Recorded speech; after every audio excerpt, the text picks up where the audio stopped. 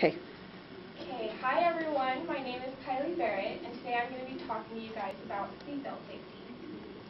On November 24th, 2004, a Tennessee courtroom was waiting the fate of a traffic collision.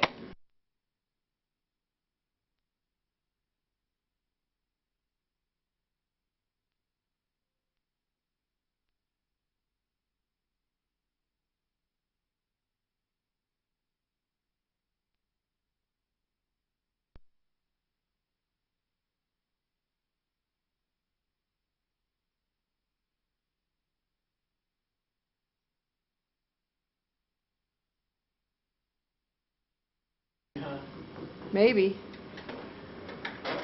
So I was going to go, I know that those guys all do you.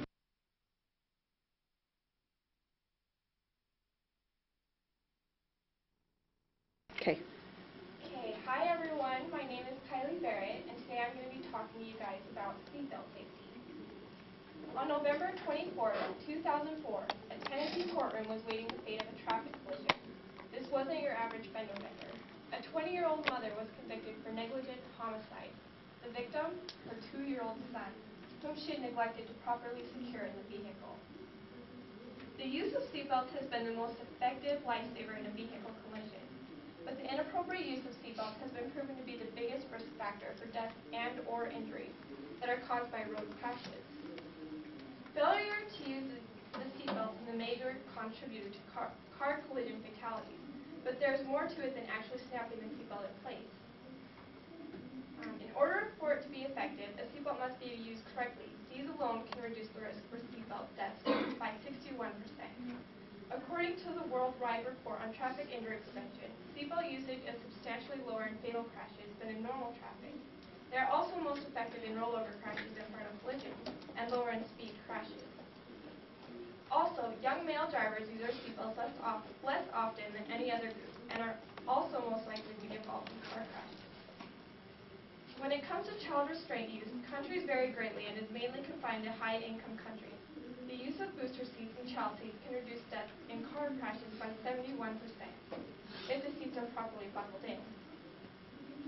Depending on the age and weight of a child seats must be placed a certain way in the vehicle. Rear-facing seats are effective for younger infants, forward-facing seats for younger children, and booster seats with seatbelts for the older children.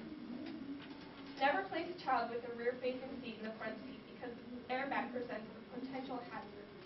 There is a substantial amount of incorrect use of seatbelts by adults, and the same goes for how adults secure child restraints, leading to either critical injuries or worse, deaths.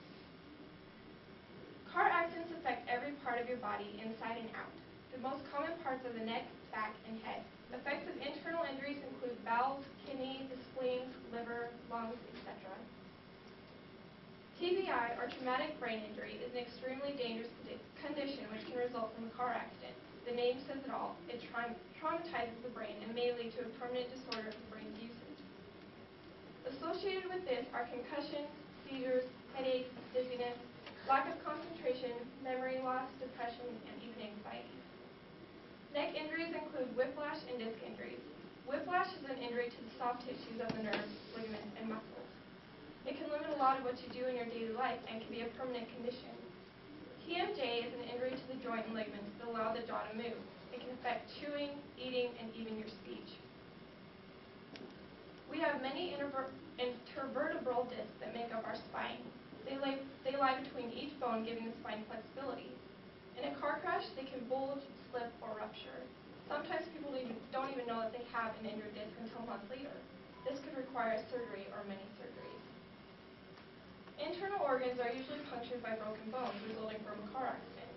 Torn spleens can land you in the hospital for an extensive amount of time. The spleen is a blood purifier and a storage house for it. When I was 16 years old, I remember one of my friends from Drake called and told me about the dance he was going to and wanted me to be his date. Fortunately, I wasn't able to go. Later that night, my friend, including 4 other passengers, were in a deadly car accident involving a drunk driver. 3 of the passengers were rushed to the hospital in critical care. The other 2 instantly killed, and sadly, my friend was one of those 2. All they had to do was buckle up, and maybe their lives would have been saved. Each one of us is affected by seatbelt usage one way or another. Each one of us knows or cares about people in our lives that we want to keep safe when they travel. An automobile accident can happen anytime, anywhere, and to anyone. You can be the safest driver in the world and still be considered fair game. As my grandma and mom always tell me, you have to drive for everybody. At one time in Idaho's history, the law regarding seatbelts did not even exist. As time went on and laws were passed, they were not sufficient enough. Today, Idaho seatbelt laws are being enforced. What are the Idaho seatbelt laws? Idaho requires everyone in the vehicle to wear safety restraints, even if it's a quick trip around the block. Adult violators 18 and older are subject to a $10 citation. An adult driver with passengers under 18 years and not restrained will be ticketed. If the driver is younger than 18 and fails to wear a safety belt, court costs will be added to the fine, making it anywhere from $50 to over $100. According to the Idaho Transportation Department, as of August 12, 2008, our seatbelt usage is declining. It has fallen more than 3% during the last 3 years. It dropped from nearly 80% in 2006 to 78.5% in 2007 and 76.9% this year. As of June this year, 68 unrestrained people have been killed in Idaho traffic crashes, and the majority were ejected from their vehicle. More revealing of Idaho's seatbelt use problem is that 65% of those killed in car crashes in 2007, or 114 people, were not wearing their seatbelts. In addition to those killed, 402 unbelted Idahoans were critically injured in 2007, and at least half of those injuries could have been prevented with a simple click of a seatbelt. This according to Idaho Transportation Department. As seatbelt usage declines, cost of licenses to all Idahoans continue to increase.